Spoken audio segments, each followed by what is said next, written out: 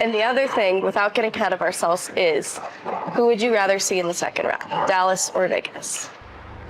Good morning and welcome to the first installment of On the Road. Meghan Angley here representing DNVR Avalanche, and I am joined by a very special guest here in Winnipeg at Canada Life Center, Evan Rawal, Colorado Hockey Now, and no other outlet that I would never mistake. I wanted to talk to you about the series so far, and I don't want to date the conversation too much by keying in just on tonight. But I did want to talk about the turnaround from Game 1 to what we've seen through Games 2 through 4. What have you pinpointed as the reason for that turnaround in the Avs? I mean, Games 2 through 4, I think it just really come down to goaltending, because I think you would agree they were the better team in Game 1. I don't think they've changed their game too much. They've gotten the Jets pretty much away from what they want to do on a nightly basis, outside of some moments here and there. But for the most part, the Avs are playing the way they want to play, and they're dictating the play, which is when they're rolling, that's how they play. And we've seen it through 4 games, and I guess we'll find out if we could see it through the 5th game tonight. And you mentioned this tweaks here and there without completely overhauling. And Bednar has emphasized some of the adjustments without going into too much detail. What do you think specifically some of those adjustments have been to counter Winnipeg? I mean, it's really just using their speed. When they catch Winnipeg, Winnipeg has not been good with the puck, and the Avs are forcing them into mistakes. So Winnipeg doesn't want to make those mistakes because they want to hold on the puck. They want to maintain control in the offensive zone, and they haven't been able to do that. So the Avs are counterattacking with speed and with pace, and the Jets they don't want to play that game. They don't want to get into that, and they're having trouble keeping up. And it really just comes down to the Avs speed is just overwhelming the Jets right now. Because we saw in the regular season, the Jets didn't let the Avs go that way. Right. They didn't let the Avs get any speed. They were smart with the puck. They controlled the puck, and pretty much the opposite has happened through 4 games. So the Avs are dictating things, and yeah, I mean, it's a remarkable turnaround from what we saw a week before before the playoffs started. Did you get a chance to break down the film and discover why Zach Parise might have been the fit to elevate in the top 6 at the start of the series in place of Jonathan Duran, who unfortunately has not been able to join them for the first round? I didn't, but obviously he was the right choice, I would say.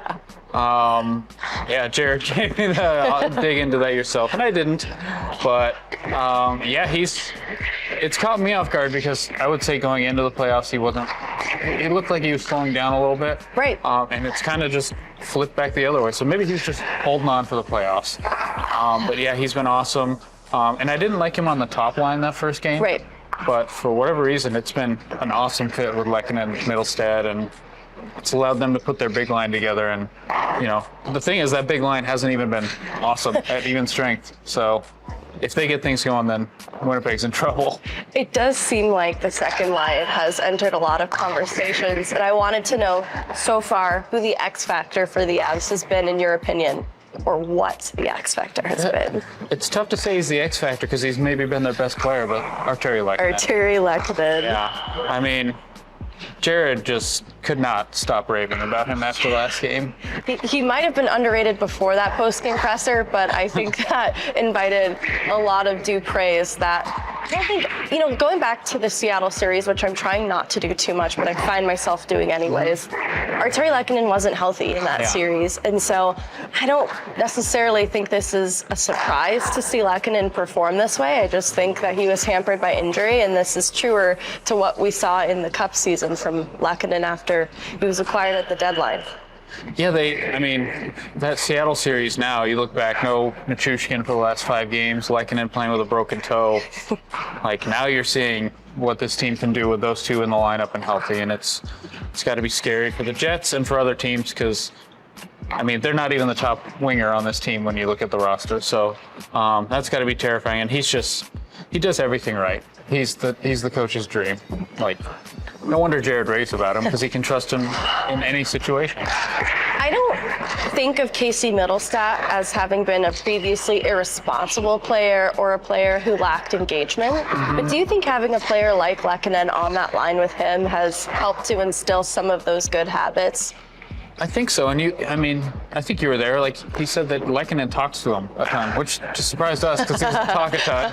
But he talks to him a lot on the bench. He helps him out. I think anytime a guy like that is on your line, you're going to feed off that energy, see the way he works. And it helps. And Middlestad's been a beast. And the same with Parise. Parise has been that way his whole career. So you can definitely feed off of that energy, and it's been great for Middlestad. And he looks right at home. I wanted to go back to goaltending. Where is your confidence with Georgiev now? I'm still always waiting for the other shoe to drop, but that's with any goal. That's not with Georgiev, because if you watch the playoffs right now, it's just, I don't know what goalie is good. I don't know what goalie's bad. It just seems like there's no consistency. So you look at Connor Hellebuck, best goalie in the league in the regular season.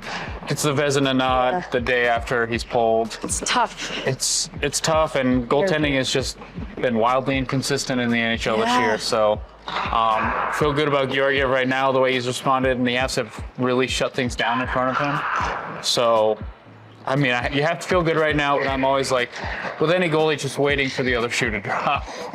And I have to make mention of Nikolai Kovalenko. He makes his NHL debut. And I love the call out, too, that it is kind of confident of Bednar, confidence in his lineup specifically, that he can give this player an NHL debut in the playoffs. And I just wanted to know your thoughts on his first game and what you project moving forward for him. Well, I think he was pretty overwhelmed by the speed, which you had to expect. It sounded like he found out he should play in the morning, which is not ideal. But he was smart defensively, and he played physical. And I'm sure the coaching staff basically just said, hey, just go out there, don't screw up. We'll figure it out as we go, because he hasn't practiced with the team. He didn't have a morning skate even. So I thought he was fine. There's a lot to improve on, but you would expect that after a first game. And I am interested to see, we kind of talked about it. They called up Chris Wagner as well as a million other guys, but would they maybe want to put Wagner in, a veteran, on the road, just because they can't hide Kovalenko if they needed to hide him. So that'll be something to watch, and we'll find out in an hour or two. Are they really black aces if it's just a full deck of cards? Every goalie in the organization is here now. Every goalie, a lot of defenseman options. I love Sam Malinsky, but it does feel like Brad Hunt or Caleb Jones would sooner receive a nod before we saw Sam Malinsky. Especially because I thought Jones was good in the first two games. Yeah, I've been really impressed with him. And Joel Kiviranta, obviously out right now, but in the regular season, I wasn't overwhelmed by him. But I do think that he has found something with that third line that they were looking for after Logan O'Connor went down for the rest of the season. Yeah, and he's here. We'll see if he plays. I saw him walking around after the game the other night, and he's moving a little gingerly, but I think in the playoffs, you kind of try to fight through whatever you can. So we'll find out if he's on the ice, and he might be an option. We'll see, because he was playing really well. Yeah, I was really impressed by that. It seems like there are some players who just really turn it on for the postseason. Playoff Kivy. Exactly. Kivy, we've seen the other side of that, unfortunately. Yeah. I know I said I don't like to draw upon the past too much. And it's hard not to look at the 2022 roster and make comparisons for how well constructed that was, or the obstacles from that Seattle series. But I do want to acknowledge the ways in which every season is unique, too. And what would you point out as something that we'll probably look back on as a special detail about this year's group? That's a good question. We look back at that deadline in 2022 and we see all those guys that they added, and it might be the same thing here. And Middlestad and Walker are going to get the praise, obviously, but Trennan and Duhaime have been awesome on the fourth line. And especially last game, they had a couple shifts where they drew some penalties. And those type of grinder guys, they're not going to get a ton of praise, but those are the type of guys that can win you games in the playoffs.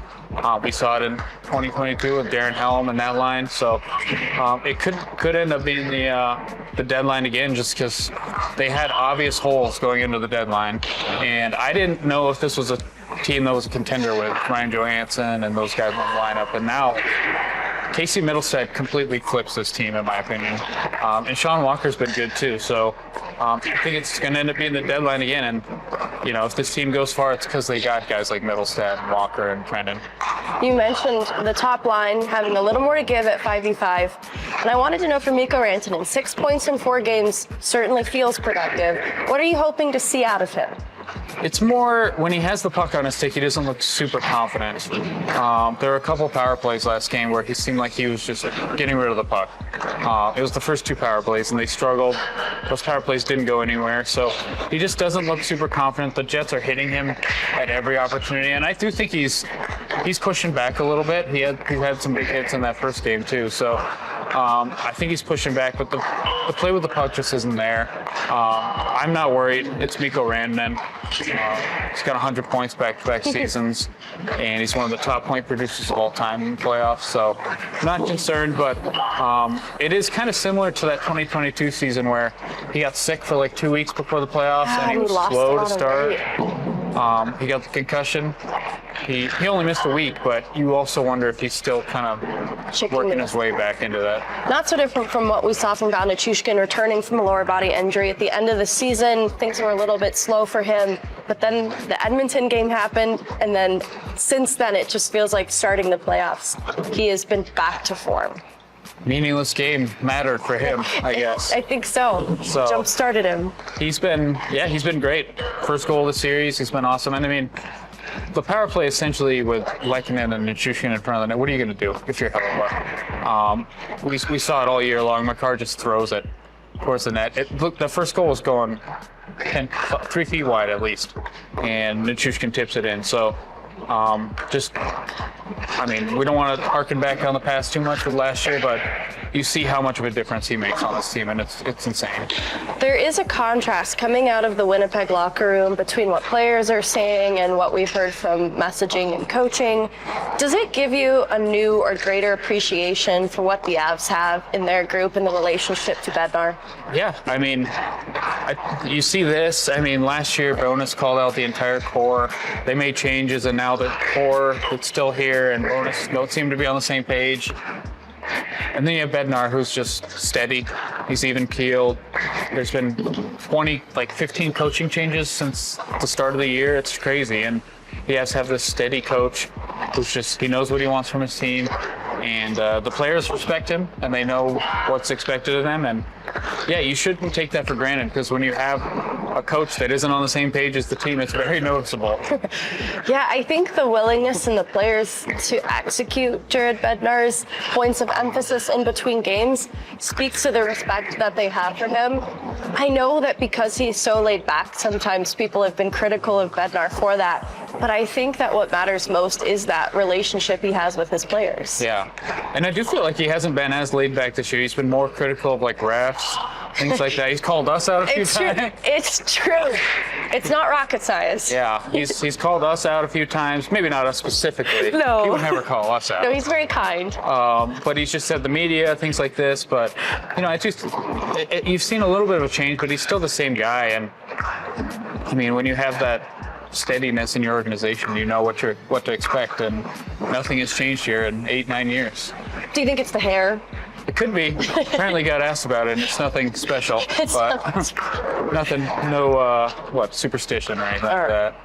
And I know my answer to this, but has anything about the way this series has unfolded changed your outlook for their playoff prospects? Yeah. I think we both picked Jets in 7, didn't we? We did. Okay, and we didn't collaborate on that. Technically, we could still be right. But, yeah, I wasn't sure about the series, and I wasn't sure about the Avs heading in the playoffs. And now they look like a wagon. They just look unstoppable. And I'm looking at the other teams of the West, and I'm like, I'm not terribly concerned about these teams now. And it's just kind of been that way all year. The Avs have had awesome streaks, and then they'd have down streaks. So a down streak could come at some point. Right. You just never know. But right now they look like the best team in the West, and I think they're fighting with Florida and New York to be the best team in the NHL. No, I think there's a couple of things that I point to that changed my perspective specifically, and it's the rise of Casey Middlestat. Mm-hmm. It's Georgiev figuring things out, at least between games mentally. I was really worried that was going to be what they couldn't overcome in this series. And it's not to say it still won't be a problem, but the turnaround from games 1 just into 2 by itself is what caused me to take a step back and reflect on their playoff outlook a little bit differently. Yeah, Middlestat, I mean, he had a lull going into the playoffs, and he's played awesome. So, yeah, he's definitely changed it. Val, I think, was a big thing. He was a concern for me heading into the playoffs. Great point. You know, if Val's not going, this team, we've seen it for years now, they're just not the same team. So, yeah, they've changed my perspective on everything, and they're making me and potentially you look very wrong right now, which I guess we're okay with. Very happy to see that. And the other thing, without getting ahead of ourselves, is who would you rather see in the second round, Dallas or Vegas? I think they can take either team. I'd rather go to Vegas personally. Yeah. But as far as who, I feel like Dallas opens things up for them, and that's maybe a better fit for them to play. That's just me. I don't know. Vegas seems a little tougher to play against, so. Vegas's experience, it rivals Colorado's own, and that's what I respect about Vegas. It's what frustrates me about Vegas. And the uncertainty around goaltending around the league is why I look at Dallas like Hunter was fallible last year. I don't want to wish that upon them, but if it comes to an Avs-Dallas matchup, I don't mind a little uncertainty around goaltending. Yeah, I'd agree. All right, Evan. Well, it looks like a lot more guys are on the ice for Winnipeg behind us, so we're going to wrap this one up. Thank you so much for joining me. Thank you. And I will be seeing you immediately after this because we have to cover morning skate.